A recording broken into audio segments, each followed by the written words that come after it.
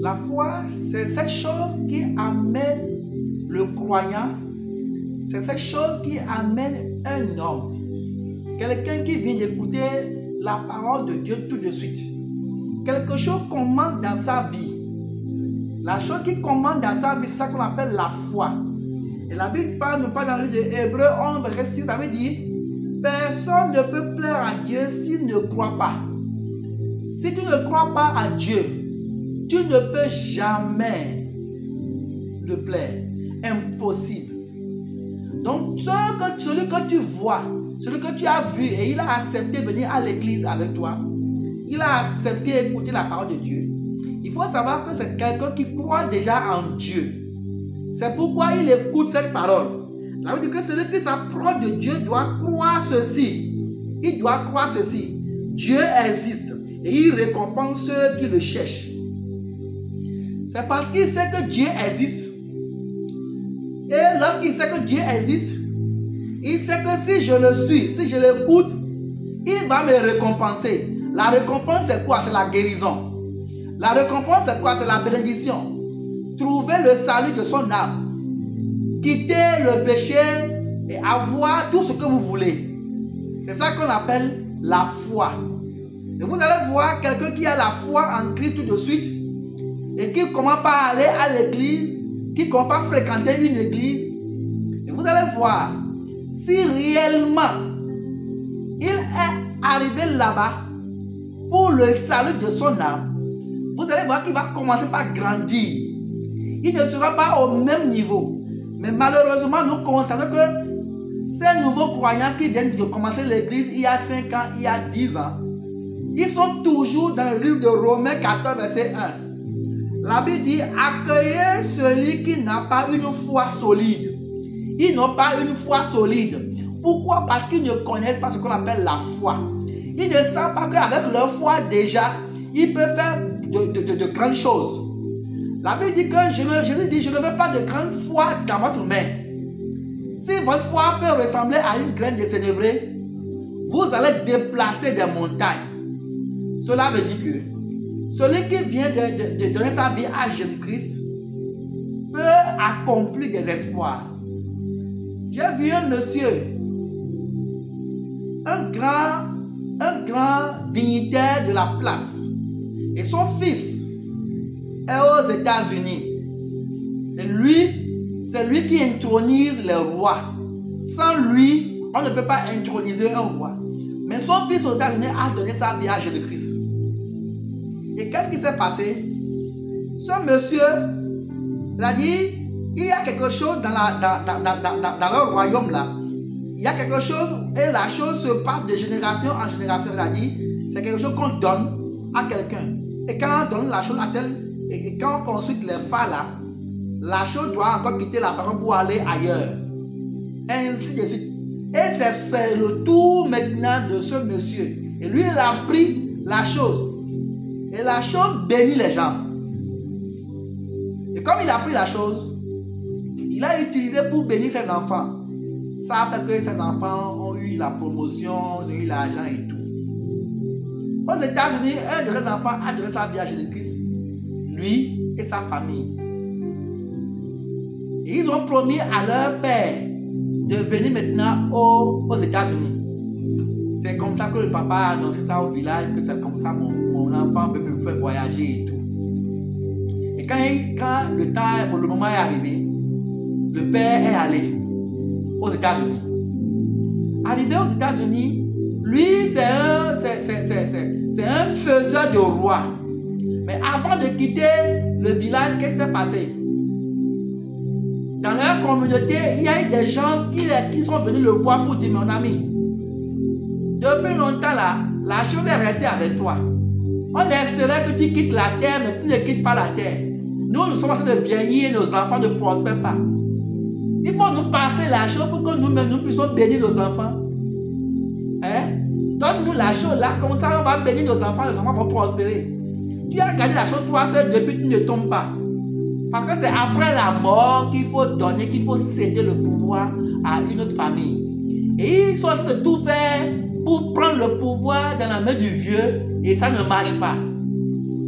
Et ils étaient obligés de venir maintenant vers le vieux physiquement pour lui dire, remets-nous ça. Le vieux a dit, il n'y a pas question. Je suis les coutumes. Les coutumes disent que c'est après la mort que je vous donne le pouvoir. C'est après la mort que les esprits vont vous choisir, vont choisir celui qui va prendre le pouvoir. Et c'est lorsque la parole aura le pouvoir que sa famille sera bénie. Donc tant que moi je vis, vous n'aurez rien. Et ils ont dit ça physiquement, le vieux a voyagé. Et comme le vieux a voyagé, arrivé en Amérique, 5 jours après, le vieux a fait un rêve. Il a vu que ceux-là qui l'ont dit de lui remettre la chose, dans son sommeil, ils sont venus maintenant pour l'attaquer. Pour lui dire que quoi? Si tu ne nous donnes pas, on va te tuer. Et ils l'ont attaqué de vrai. Et qu'est-ce que le vieux a fait? Le vieux s'est réveillé et il a commencé à prononcer ses paroles incantatoires. C'est comme ça qu'il était de crier, de prononcer ses paroles incantatoires quand la femme de son fils est venue le voir dans la chambre. Et la femme a dit à son mari que ton père, il a fait prononcer les paroles incantatoires dans la maison ici. Depuis que le vieux est venu dans la maison, il y a eu des dégâts, les enfants tombent malades et tout. Et la dame disait que c'est le vieux qui a la sorcellerie. Donc le vieux doit repartir. Je voudrais vous montrer comment un chrétien doit se comporter. Cette dame qui dit que lui, il est un enfant de Dieu, il a menacé sa femme pour dire que si ton père ne quitte pas, moi je vais quitter. Parce que ton papa a la sorcellerie et il pratique la sorcellerie dans la maison ici. C'est comme ça. De combat en combat, ils ont informé le pasteur. Le pasteur est venu parler, pas de réponse. Et la dame a pris la décision maintenant de libérer. Et il a pris le billet d'avion. Et le pasteur dit, confie-moi le dossier, je vais gérer. Donne-moi l'argent, je vais payer le billet d'avion. Je fais tout pour que le vieux puisse rentrer chez lui. C'est comme ça que le pasteur a pris le dossier en main. Et il a couru de gauche à droite. Et il est venu, il a pris le vieux. Le vieux était abattu. Il n'avait plus d'espoir parce que tout le village savait qu'il était parti pour 3 mois. Et une semaine après, il va revenir en Afrique, c'est dommage. Il réfléchissait. Quand le pasteur lui a dit, tu ne vas pas retourner au village, mais tu vas rester chez moi les 3 mois là. Moi, je vais t'héberger pendant 3 mois. Alléluia. Voilà ce qu'on appelle l'amour.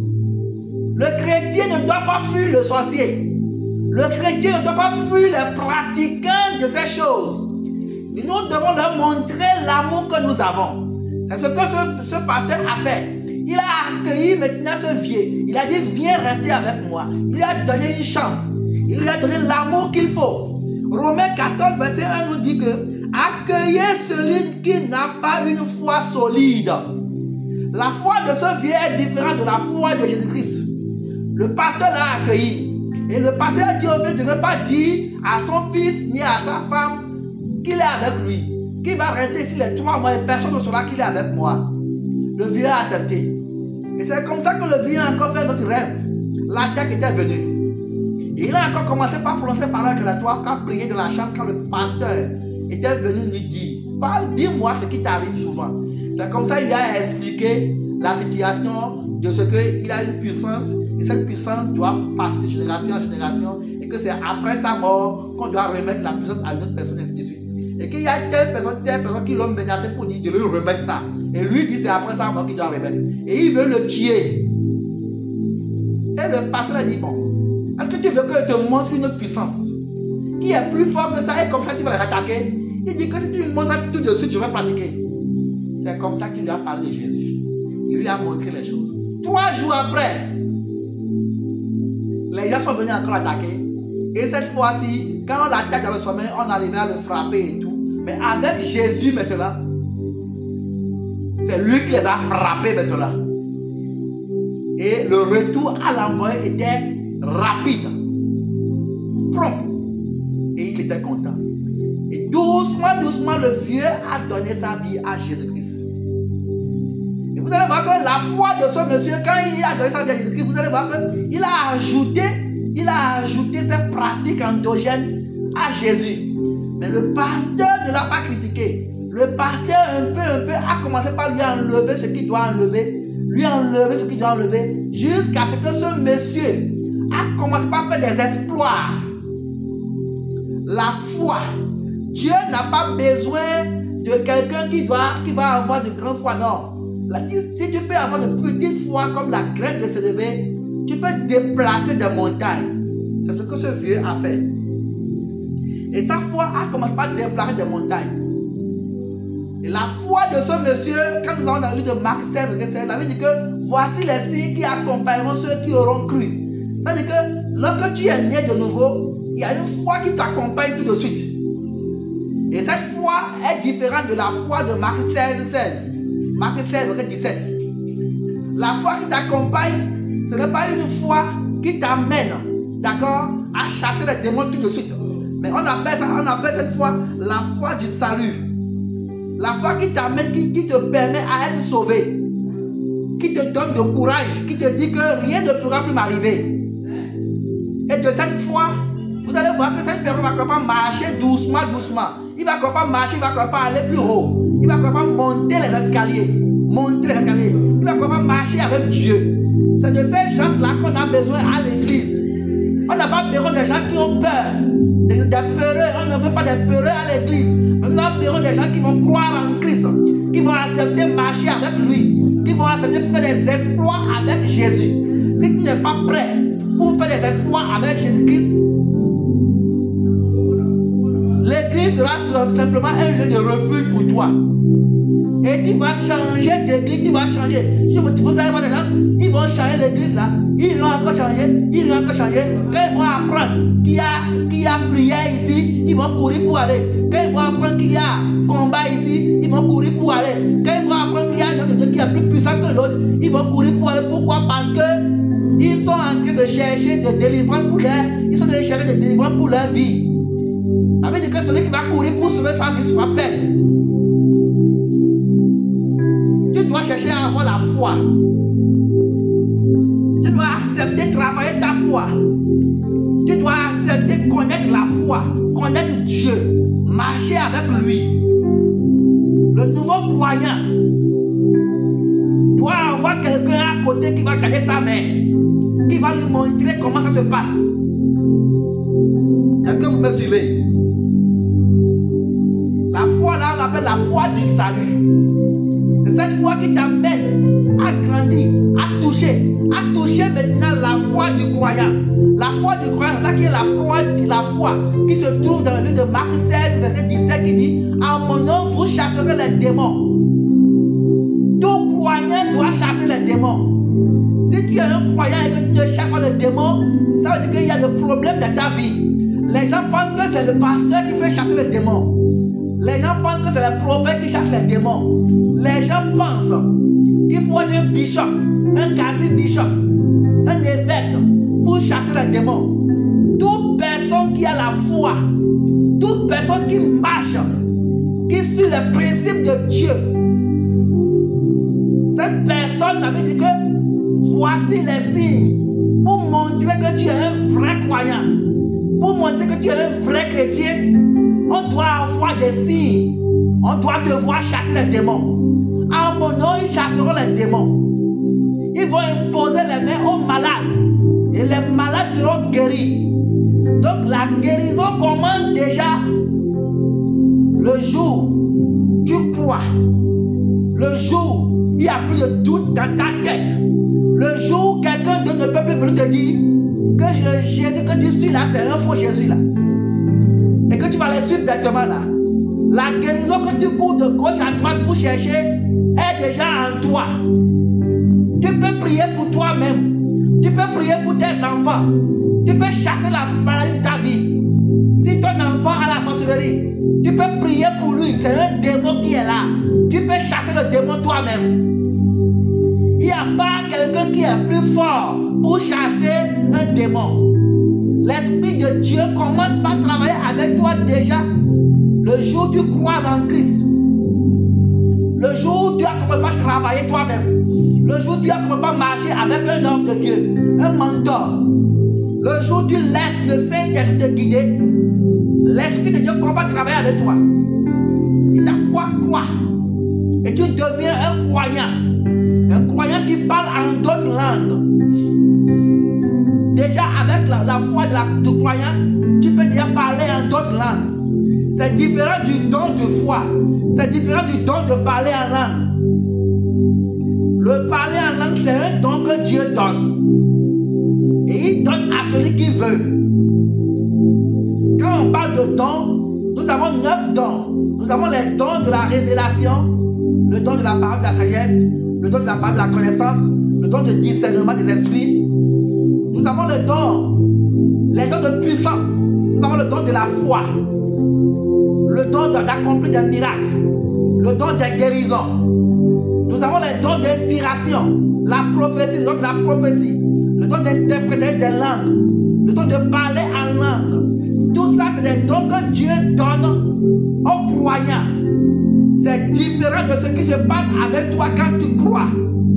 Ces dons-là sont encore différents. C'est un cadeau que Dieu te donne en plus de la foi que tu as. Parce que tu crois, Dieu te donne des cadeaux. Dieu peut te donner maintenant le don de la prophétie. Il peut te donner le don de la foi. Il peut te donner le don des guérisons. Est-ce que vous me suivez? Donc les gens pensent que quand ils parlent en langue déjà, les gens pensent qu'ils ont déjà le don. Déjà, Marc 7, 17 te dit que si tu crois, voici les signes qui peuvent t'accompagner. C'est des signes qui t'accompagnent. Est-ce que vous me suivez? C'est pourquoi quand vous regardez elle dit, cette foi qui nous sauve est un don de Dieu. Elle nous est transmise pour la parole. Éphésiens chapitre 2, le verset 8. Quand je regarde dans le livre d'Éphésiens 2, verset 8. Éphésiens chapitre 2, verset 8. Je vais te parler d'Éphésiens 2, chapitre 8. Il dit, car c'est par la grâce que vous êtes sauvés, par le moyen de la foi. Et cela ne vient pas de vous, c'est le don de Dieu. C'est un don que Dieu vous a donné, cela ne vient pas de toi. Tout ce qui vient de toi, c'est la prédisposition. C'est le fait d'accepter d'être sauvé. Si toi-même tu veux être sauvé, Dieu va te faire grâce. Il te donne ça gratuitement. Il sauve ton âme. Est-ce que vous voyez? C'est ça qu'on appelle la foi du salut. Je vais prier avec toi maintenant au nom de Jésus. Les ténèbres qui t'entourent, je prie maintenant que cette ténèbre disparaisse de ta vie maintenant au nom de Jésus. Toute ténèbre qui marche avec toi, tout ce qui t'entoure, tout mauvais chemin qu'ils ont mis en toi et qui fait que tu doutes de la personne que tu es, au nom de Jésus, que cela disparaisse maintenant. Et que la foi maintenant revienne en toi. Et que tu crois en Christ. Et que tu crois en celui que tu es. Et que Dieu te révèle la personne que tu es. Au nom de Jésus. Qu'il agisse en toi maintenant. Et que tu t'accroches à ce Dieu-là. Dans le nom de Jésus-Christ, j'ai prié pour toi. Amen. Alléluia.